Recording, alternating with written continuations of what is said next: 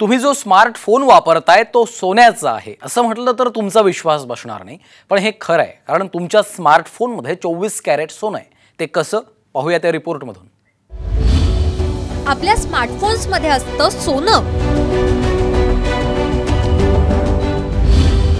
तुमच्या स्मार्टफोनमध्ये 100% शुद्ध सोनं।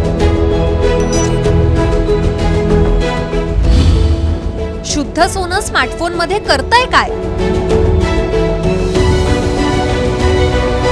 प्रत्येकाच्या हातात असलेला हा स्मार्टफोन सोन्याचा आहे असं कोणी सांगितलं तर तुमचा विश्वास बसणार नाही। मात्र तुमच्या स्मार्ट मोबाईलमध्ये खरंच 24 कॅरेट शुद्ध सोनं वापरलं गेलंय। मोबाईल बनवताना त्यात अनेक लहान लहान वस्तू, सर्किट, चिप, कंडक्टर्स इत्यादींचा वापर होतो। वीज वाहून नेण्यासाठी त्यात कंडक्टर वापरलं जातं।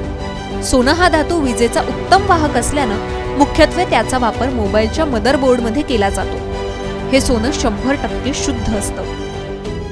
हा एक प्रकारचा नवीन बिझनेस उदयास येतोय की मोबाईल मधलं सोनं, प्लॅटिनम, चांदी हे धातू वेगळे करायचे। परंतु सध्या तरी ही गोष्ट खूप खर्चिक आहे, खूप प्रचंड प्रमाणात मशिनरी लागते, त्यामुळे हा उद्योग अजून फोफावलेला नाहीये।